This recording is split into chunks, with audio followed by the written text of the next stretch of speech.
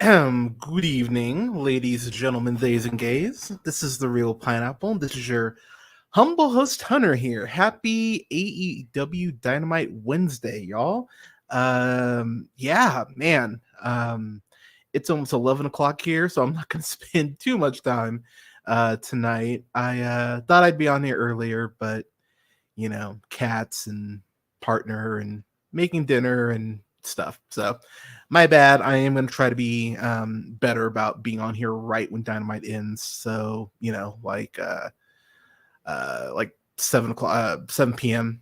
Pacific, 10 p.m. Eastern Standard Time.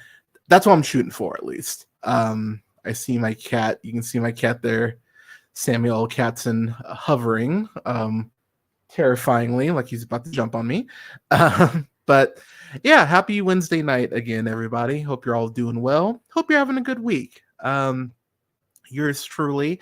I am gonna be out of the country, or out of the state. Pardon me. Next week. I leave on the 18th. So I'm going to be gone from the 18th to the 22nd. So there won't be any streams throughout that time, but I will have some reviews of stuff dropping. So don't worry, you'll still have some content. I will have a review up for Twister and Twisters on a Thursday morning. So you'll have that to look forward to. I might do a Dynamite stream next week. Actually, no, I'm seeing Twisters that night, so I won't be able to. So there won't be a stream next week, unfortunately. But to get into tonight's show, man, we're about 6 weeks. I think about 6 weeks out from All In over in the UK. Second year, it's going to be in Wembley Stadium, and the card.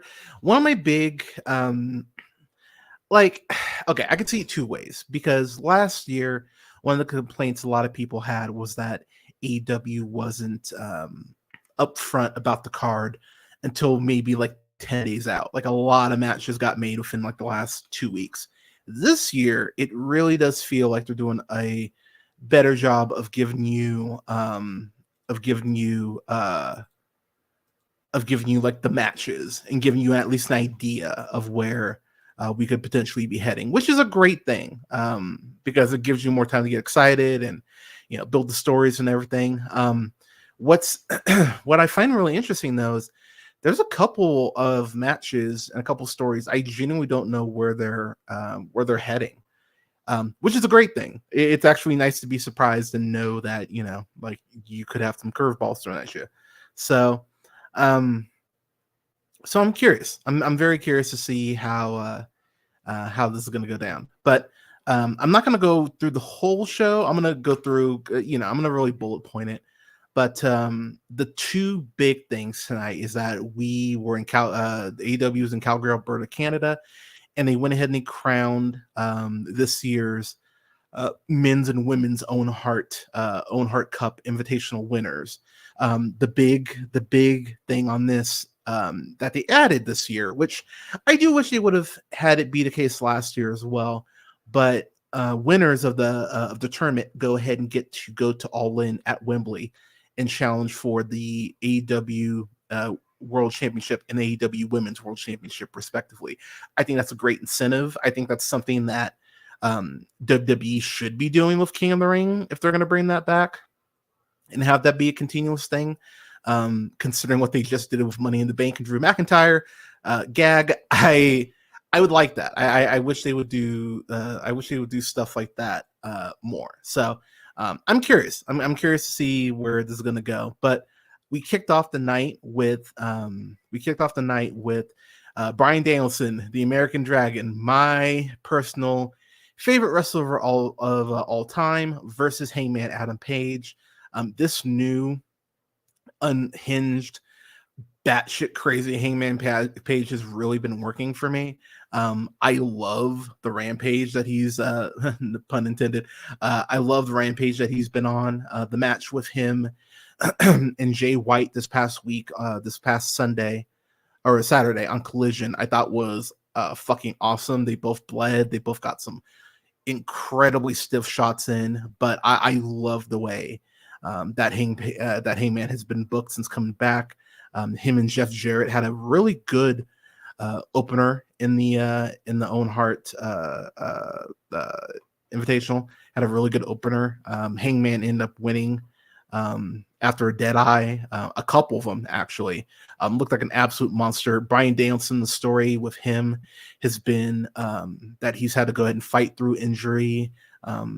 His neck has been hurting him specifically. That's been the story they've been telling. So going into this match, I was very curious. How they're going to book this, because a lot of people, myself included, to be quite honest, my wrestling brain was telling me that Hangman Page was going to win, but my heart was going for Danielson, and I was really torn on that. I was really torn on which was going to win out, and so some incredible action here. Hangman really looked like the aggressor from Jump, focusing on Danielson's neck, had him outside the ring and grabbed him by the back of the hair and just rammed his neck against the ring steps. That was a particularly brutal fucking spot. Several heavy strikes, including like a spinning back elbow, a spinning forearm strike, really laid into Danielson, really attacked that neck. Danielson, the story of him in this match was being the underdog and fighting from behind, fighting from underneath, trying to go ahead and stay in this matchup. He busted out the Ring of Honor springboard cannonball to the outside, which I haven't seen him do in a decade at least. I was like, holy shit. Like, Danielson looked like he was on a mission tonight. And the thing that I really love about Bryan Danielson, and the reason why he's my GOAT, is you never know if he's actually hurt or if he's actually acting. Like, he has this very sick thing about him where he really does buy into, like, the old wrestling meme, it's real to me, damn it. It is real to him, and he has this way of making you feel like he's in peril, like the old school wrestling term, sell like Ricky Morton. I think Bryan Danielson is as good of a seller as Ricky Morton is, and trust me, I've watched a lot of Rock and Roll Express in my day, but I loved this match. Hangman and Danielson have not had a bad match, whether it's that Winter Is Coming or AEW Grand Slam. They had that 60-minute draw for the AEW Championship on Dynamite. Like they have been incredible opponents for each other. I wasn't crazy. And, okay, let me rephrase that. I know some people weren't crazy about the ref knockdown and Jeff Jarrett being the one who eventually counted the fall. I know that's a sticking point with some people, but given the fact that Hangman was so aggressive towards Jeff Jarrett, the fact that he disrespected Jeff Jarrett, and the fact that he actually spit at Jeff Jarrett when he was coming out to the ring, which was a real dick move, Hangman. What the fuck? The fact he did all that, plus Jeff Jarrett's closeness to Owen Hart being one of, if not his best friend, I have no issue with it. But what I actually liked about this match is that Danielson won. I was shocked. Do not misunderstand. I was shocked that Danielson won. When he got him with that roll up, I was like, holy fuck, really? What I like about it, though, is it protects Hangman, and it protects Hangman, number one. And number two, it does give Danielson, it gives Danielson a win, which, let's be clear, and this is where my frustration is going to come out here, because I've seen a lot of people, and look, there are a lot of Hangman Page fans, and I'm a fan of Hangman Page. I love this. I don't even want to call it a heel persona, because he's not really a heel. Like, at the end of the day, I love Swerve Strickland. I think he is the best champion in wrestling right now. I know some people take Cody Rhodes, but I've liked Swerve's work more personally. Pardon me. But what's so funny is that Hangman's right. Swerve broke into his house. He threatened his family. Like, this is all Swerve's fault. Swerve went nuts, And because of that, he's driven Hangman nuts. So Hangman's not wrong for this aggressiveness and just wanting to burn the world down. It's quite fascinating, honestly. Like, I love the descent into madness. And he talked about it, how, the fans, they chose Swerve over him. And, I mean, I chose Swerve over him. I can't even deny it. So Hangman's descent is really fascinating, but it makes a ton of sense too. So I get why he's so pissed off and he just hates everyone. It totally makes sense. But I love it. I love that he's fucking snapped. It makes me very happy. But this was a great fucking match. And Swerve came out after Danielson won and cut a really good promo. Swerve has been a great promo since his days at Defy, in NXT, obviously in AEW. He's been a great promo, but he really has upped his game a whole nother level as an AEW champion. But he came out and talked about how he's going to be competing in Blood and Guts, so that's going to be very interesting. So we've got Team Elite on one side. That's going to be the Young Bucks, the AEW Tag Team Champions, Kazuchika Okada, the AEW Continental Champion, the TNT Champion, the Scapegoat Jack Perry, and then they still have a member of the team that fell out because it's going to be 5-on-5. So on Team AEW side, we have Swerve Strickland and we have Mark Briscoe, the Ring of Honor Heavyweight Champion. So I'm very curious to see who the other three people are going to be that fill out the roster for Team AEW. But Swerve came out and said that, he loves Danielson. He has a lot of respect for him, but basically he's going to whip that ass. And so so that's our main event at Wembley. Swerve Strickland against Bryan Danielson. Hearing the final countdown with 60,000 plus, that's going to be, for all you who are going to be there in person, I hate you all so much. I envy you so much that you get to hear that song in person. Oh, I want to hear it. But I'm so excited. I'm so excited for Danielson. I'm so excited as an AEW fan. I'm excited as a pro wrestling fan that we get to see Swerve and Danielson on that big of a stage. That's going to kick so much ass. But an absolutely banger opener tonight. Solid A. Solid fucking A. I realized I jumped over something that I totally need to go back to. Will Ospreay actually opened up the show, our AEW International Champion. He opened up the show responding to MJF on Saturday on Collision, where MJF talked about how the fans replaced MJF and how he talked about it. It was a great promo by MJF. I mean, look, MJF is one of the best promos, if not the best promo in the industry. I think you could easily make that argument. And he has been for the last several years. But what I loved about his promo is that there was a rawness to it and there was an emotion to it where it really was blurring those lines of how much of this is a shoot and how much of this is in character. He talked about the fact that, he got hurt and how the night, a couple days after on Dynamite, after Samoa Joe had beat him at World's End for the AEW Championship, people chanted "Thank you, Joe." Hell, I even came on here reviewing the show and talked about how I thought MJF's title reign had gotten stale. It was over a year. It's hard to maintain the momentum of the champion for over a year. I mean, that's one reason why the Roman Reigns shit for me, there was just a point. Like I think I enjoyed it for about 2 years, and I finally was just like, okay, I'm done. The Sami Zayn stuff, admittedly, added to it because Sami Zayn is fucking wonderful. But there was just this point, I was like, y'all, can we wrap this up? Like, I was so happy when he finally lost a couple months ago to Cody just to get the belt off of him. I was like, thank fuck. So I get it, like being able to entertain people for a year, being a champion, it's hard. And all due respect to MJF, he was getting, and I even said this when he lost, he was getting a little 2010s rock for me. Not quite saying stuff like, cookie puss and stuff like that, but talking about how Jay White was, like tofu, like bland and boring. I'm like, switch Jay Switchblade Jay White's actually one of the best wrestlers in the game right now, whether you think so or not. He's been fucking great. So, just saying stuff like that a very cheesy good guy would say.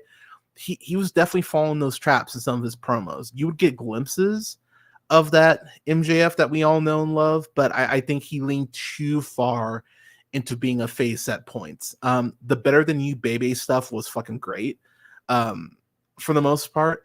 But I do think that MJF did kind of fall a little bit more to the face side than he should have. And this felt like a course correction. It definitely felt like MJF himself maybe knowing that he needed to go back to this side and be more vicious and be more aggressive and be more of a dick, honestly.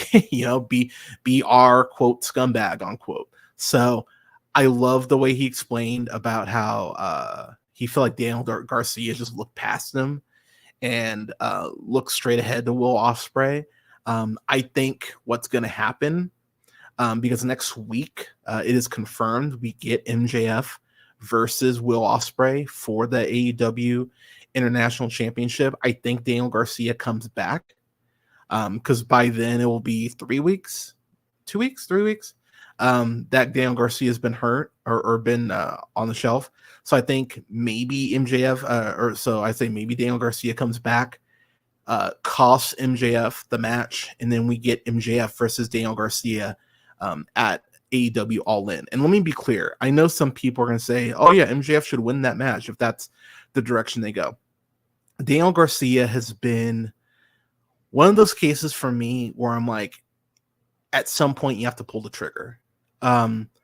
I'm a huge Daniel Garcia fan. I loved his story last year in the Continental Classic, getting his one win against Brody King. And ever since then, they've been building him up and building him up and building him up. He lost at Revolution this past February. He lost the TNT title match to Christian Cage. He lost the International Championship match a couple weeks ago to Will Ospreay. He's been in big matches, but it hasn't happened yet. He hasn't won, quote, the big one, unquote. MJF, considering how rarely he loses, he can afford the loss. And quite frankly, the fact that he retained the AEW Championship last year against Adam Cole, I think he can definitely put over Daniel Garcia. So I hope MJF, Daniel Garcia is the plan for All In, and I hope Daniel Garcia wins. I hope he taps him out. I hope he taps him out with the Dragon Slayer, his version of the Sharpshooter. I hope he wins. I hope he wins off that. But we'll see. But Will Ospreay came out and cut a really good promo talking about how basically MJF is all about himself, which is true, and how maybe the reason why people weren't talking about MJF is because they'd rather pay for someone who's gonna elevate AEW instead of just dragging it down. Which I was like, ooh, that's a little all right. Like, all right, Will Ospreay. I have made no qualms about the fact that Will Ospreay is basically is like my man crush. I fucking love Will Ospreay, and the more I see him in AEW, I tweeted this earlier, and I had some dipshit come at me who's like, "Oh, I can't believe you think that."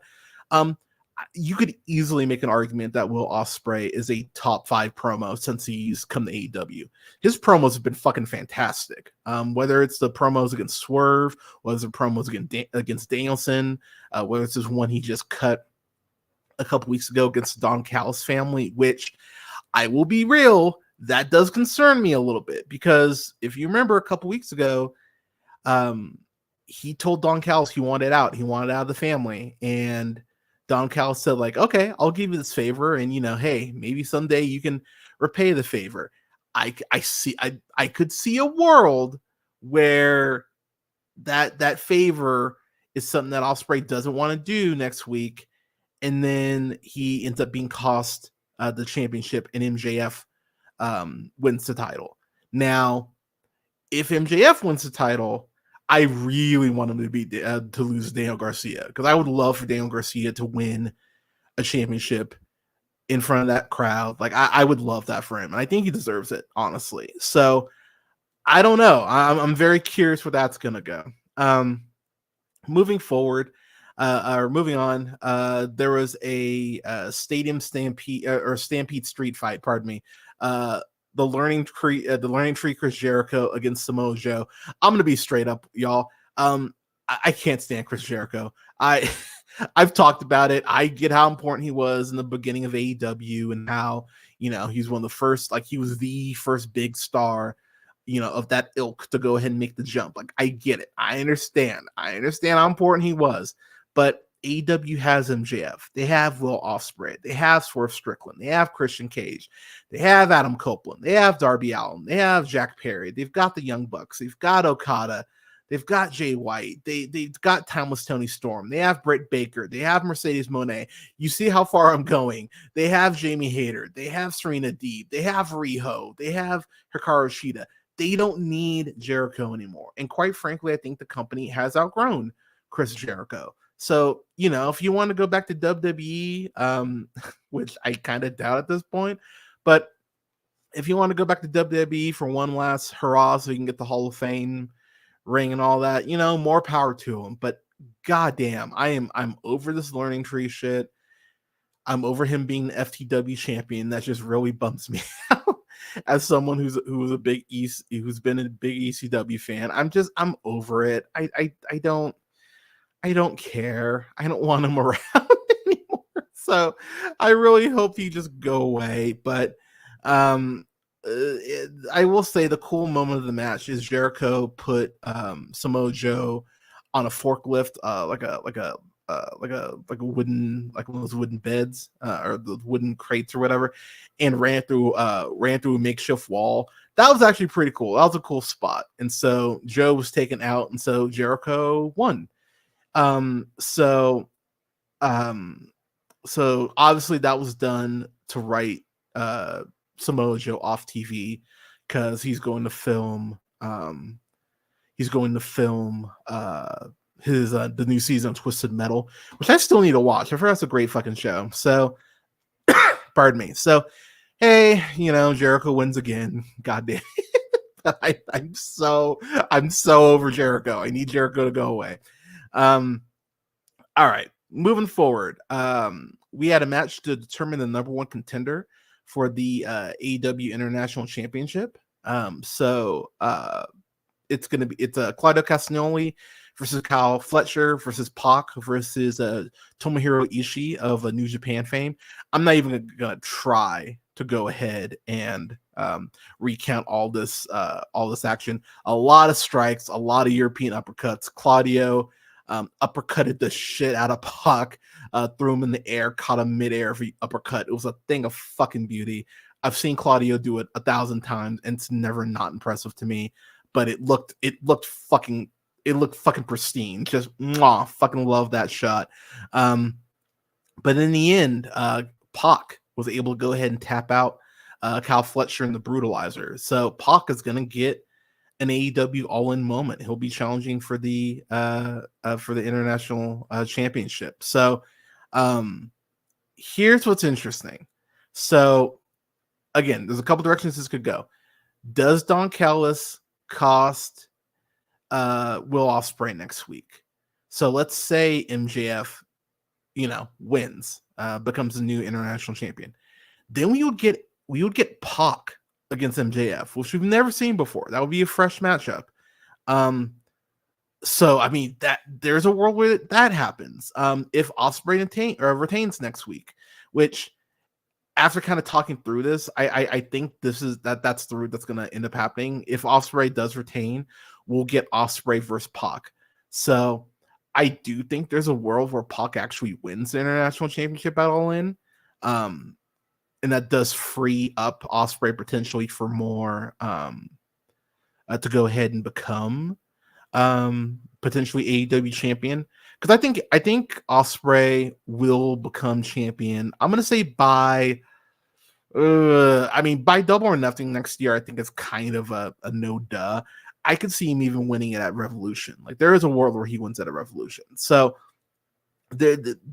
I'm very curious about the international title scene. There's some definite intrigue there. So I will. I'm going to think on that a little bit. But I could see Ospreay losing the title at All In, feuding with the Don Callis family, maybe for a month or two, and then that gets us that would get us to October ish, and then you go ahead and you heat Ospreay back up for that world championship chase heading into Revolution. That gives you like 3-4 months to do it. So I could see a world where that happens, because I do think Ospreay is the AEW world champion in 2025 next year.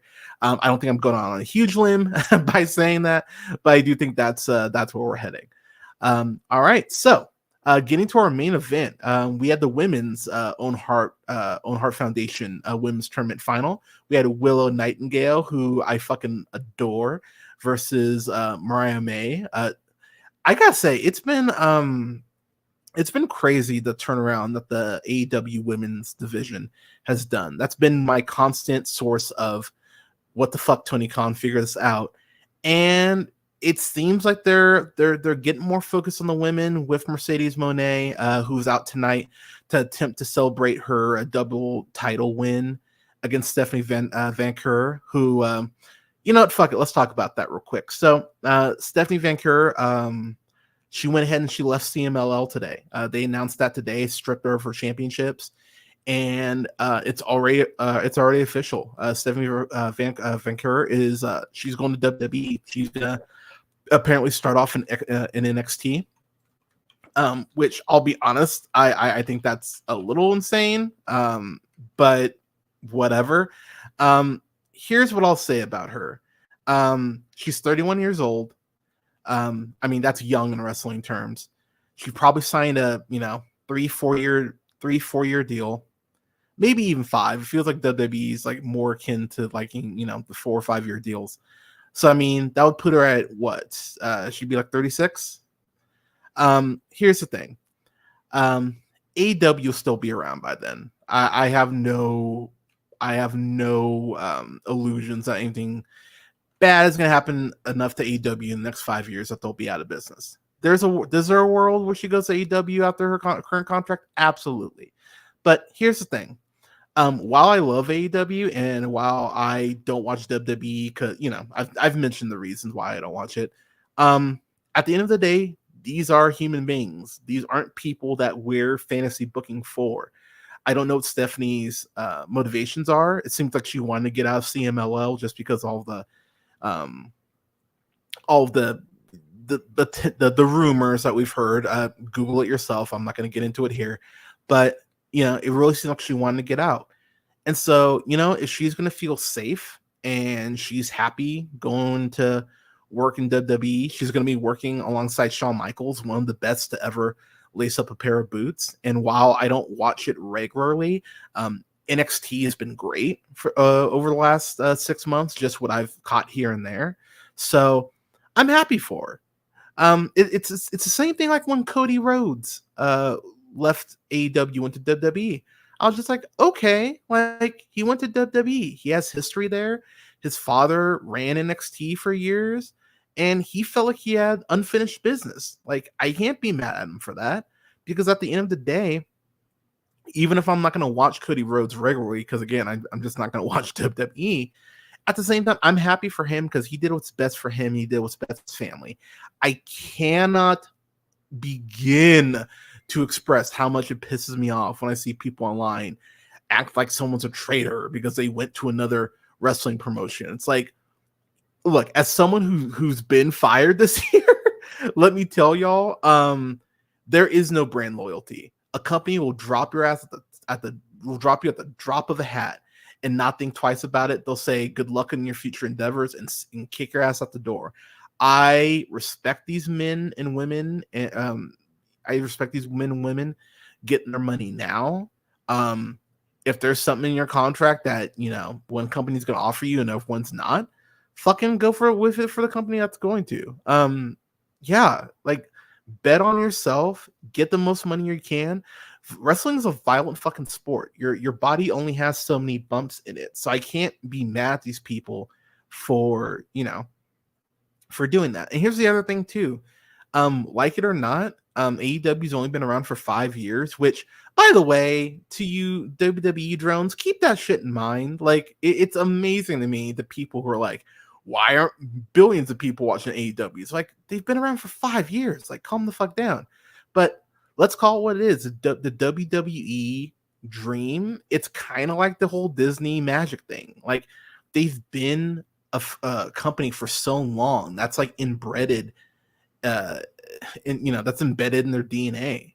It's one of those things where you can point to people who go like, man, I always dreamed about wrestling out at WrestleMania.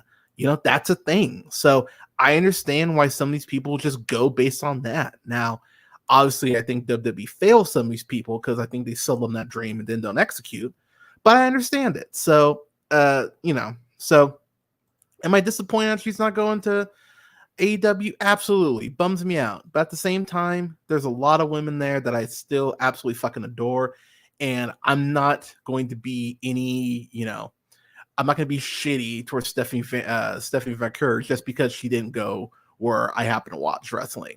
I'm happy for her. I hope she does well. I hope they understand what they have in her. And I hope they take care of her. That's that at the end of the day, that's all I can say. So it definitely feels like she burned some bridges. So I hope she's happy with her decision, and I really hope Shawn Michaels. But I think he has an incredible mind for the business. I think he knows what he's doing. So I'm happy for her. It'll be interesting to see what they do for in WWE. But with that said, we had Willow Nightingale against Mariah May. This is what I had. Actually, no, I had Statlander versus Mariah May as my finals. I was happy to be wrong, honestly, on this case, but AEW gave them an overrun. They gave them like a 5-minute. We got like a 5-minute overrun, which is always nice because the matches are actually gonna have some time to breathe. And I will say, man, goddamn, I love this match. I thought this match was great. A lot of back and forth. Will using her power. I would like to say, by the way, I think I've mentioned this before, but I would really like Willow to use that move that Brock Lesnar used to use, the Brock Lock, that stretch muffler. I'd love for her to use that. I think given her frame and her power, I think that would be a great move for her to add to her arsenal. Just throw that out there. But in the end, multiple near falls that had me. There's this one really great sequence where Mariah May went for Mayday, which is that sit out spinning driver that she hits when you're on her shoulders. She went for that on Willow. Willow was able to get out of it. Mariah went ahead and countered into a front roll and hooked Willow's ankle, turned into a pinning combination, got a very close 2 count. Love that sequence. But in the end, Willow went for a Death Valley driver, a move she's used quite a bit. Mariah was able to go ahead and get onto her shoulders, turn into a victory roll, which that's a shout out to Bret the Hitman Hart, King of the Ring 95, winning with a victory roll against Bam Bam Bigelow. Also, if you remember, WrestleMania 10, Bret Hart went for a victory roll. Owen Hart countered it and hooked and reversed it and went ahead and won that way. So a nice little shout out there to two very famous matches involving the Hart family. But at the end of the day, Mariah May got the win, which was pretty fucking great. I was really happy for her. As someone who's watched Mariah May, good grief, watched her for years, including Stardom, I was really happy to see her get this moment. You could tell it meant a lot to her. It was, absolutely fantastic. And so here's what got me.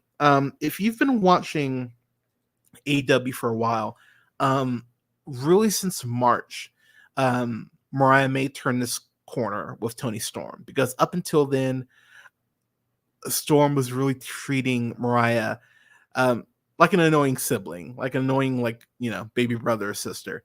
But that's the first night. There's like March 7th, something like that, on Collision. She went ahead and actually kissed Mariah for the first time.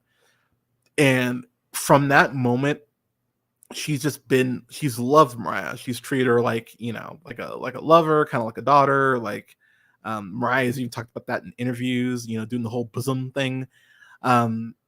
She's loved Mariah. And so, if y'all remember, I actually talked about this during my Double or Nothing review, that Mariah May almost threw in the towel on Toni Storm when Serena Deeb had her locked in the Serenity lock, and Luther had to like fight her from throwing the towel in. And then Storm saw Luther with the towel and was like, "What the hell are you doing?" And that was the first kind of like very big point of dissension where you go like, okay. And so I've had Mariah being the one to turn heel the whole time. And that's exactly what happened. She went ahead and she grabbed the women's championship and absolutely walloped Toni Storm with it, busted her open. Toni's bleeding from her face. An insane visual. You hear her crying out to Mariah, like, "What are you doing?" Mariah kicks her in the ribs, kicked her hard too. You actually could hear the grunt that Storm let out, and like the sound of her of the kick. It was brutal. But she goes ahead, kicks her, hits Luther with the championship. He goes flying off the side of the ring, crashes through a table, and then in just the cruelest bit of irony, how Toni Storm's catchphrase has been chin up, tits out, and watch for the shoe. Mariah goes ahead and grabs Toni Storm's heel and just gets the heel of the gets the heel and just starts beating the shit out of her, cuts her open even more, and then kisses her with like the blood. Like, oh my god, it was an insane visual that just, yeah, it was fucking heartbreaking. Like, I tweeted a couple weeks ago that when Mariah turned heel, that it was going to break my fucking heart, and it really broke my fucking heart. I actually did choke up because I was like, god damn, like, she cared about you, and you fucked her royally. Yeah, it was a great fucking match. It was a heartbreaking moment. I knew it was gonna be, and so here we are now. It's official. Mariah May versus Timeless Toni Storm in Wembley. It's gonna be so fucking intense. I'm so excited. So while we kind of, oh yeah, and then a couple other things before I get out of here. Darby Allin came back, beat up Brandon Cutler, called out Jack Perry. So now what I'm thinking, if we think about the card, let me lay this out. So we've got Swerve Danielson. So that's for the AEW championship. So that's locked in. We potentially get, we've got Mariah May versus Toni Storm. That's happening. We've got most likely Darby Allin versus Jack Perry. Here's the other thing that's very interesting. Hangman went ahead and confirmed himself as the final member of Team Elite. He went to the Elite's locker room after shoving by Renee Paquette, which made me very happy because Renee's like, "What the fuck, dude? Like, I'm like, show me a little respect, I'm trying to ask you a fucking question." And he just shoves by her, knocks on the Elite's door, says, "I'll do it," and then walks away. And so there is a world where potentially Hangman is promised maybe a title shot, or maybe he gets the scoring pin in Blood and Guts, and he's inserted into the All-In match as a triple threat. Like, there is a world where that happens. I don't know, but here's the other thing that I don't think people are talking about. He did shove past Renee Paquette. You know who we haven't seen in a couple weeks? Jon Moxley. So if there is a way to go ahead and get Moxley back into the fold and potentially on the Elite's radar, that's a way to do it. Give us Hangman against Moxley. Potentially that could lead to Moxley Okada, which, my God, give me that fucking match. Or here's another thing. When he knocks on the door, the first person that opened the door was Okada.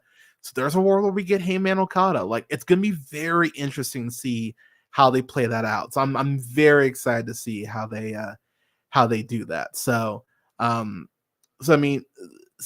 yeah, with that said, let's just say let's go with my idea. Let's say it's Hangman Page versus Jon Moxley. So that's Swerve Danielson, Mariah May, Tony Storm, Darby Allin, Jack Perry, Hangman Page versus Jon Moxley.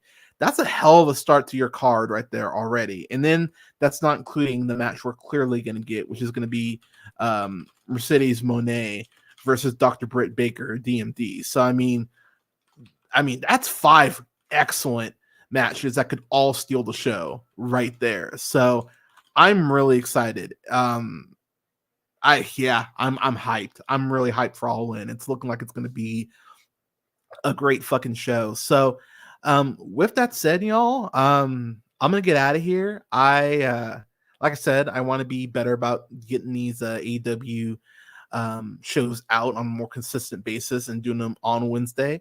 So I'm really happy to those of you who went ahead and tuned in. I really appreciate it. If you're listening to this or checking out the stream later, thank you for checking it out. For those of you who checked out live, I really appreciate it. As far as what I've got coming up next, let's see, what do I have coming up next? I've got some stuff coming up. I'm gonna go ahead on Friday. I'm gonna do my MCU wish list. So I'm figuring out a time for that on Friday. But I'm gonna do my MCU wish list / do a trailer breakdown for Agatha All Along trailer. And then on the 14th, so on Sunday, I'm gonna go ahead and have a best of worst of podcast just for my favorite stuff and my least favorite stuff of the year so far. Never done a halfway point one, but yeah, I was like, you know what, hell, let's do that. So I'm gonna get a couple streams in before I leave here next week. But everyone, as far as what's coming up, got a lot of reviews coming up. A lot of reviews. God, I can't even think of all the reviews I have. Review incoming soon for Twister and Twisters. That'll be next week. I'm gonna have a review for seasons 1 and 2 of Loki. And X-Men Origins Wolverine, leading up to Deadpool Wolverine coming out on the 25th. So I'm excited to go ahead and talk to you all about that. So a lot of stuff coming down the pipeline, everyone. So keep your eyes peeled. But go ahead and follow me pretty much wherever you listen to podcasts. SoundCloud, Apple Podcasts, Podbean, Stitcher, iHeartRadio, Spotify, Amazon Music, TuneUp, and Samsung Podcasts, to name a few, at The Real Pineapple. You can follow the show on YouTube at The Real Pineapple. Go ahead and like, share, subscribe. It definitely helps out. Give this video a thumbs up if you wouldn't mind. You can follow me on Blue Sky at realpineapple.bsky.social. You can follow me on TikTok at jhunterrealpineapple. You can follow me, and on Instagram and TikTok at jhunterrealpineapple. You can follow me on Letterboxd at Black Shazam. And you can follow me on Twitch at twitch.tv/The Real Pineapple. Thank you so much, everyone. Thank you so much for tuning in. Again, I really appreciate it. I appreciate y'all taking the time. Real quick, before I get out of here, just because I shouted her out last time, I'm gonna do it again. My homie Viper Fox is having a clearance sale for the summer on her website. She's got art prints, t-shirts, and stuff on sale, beanies, dad hats, all crew necks, all the things. So go ahead and check her out at shop Viper Fox. That's FOXE.com. And go ahead and get yourself something. Treat yourself. But everyone, thank you so much for listening. Stay safe. Take care of each other.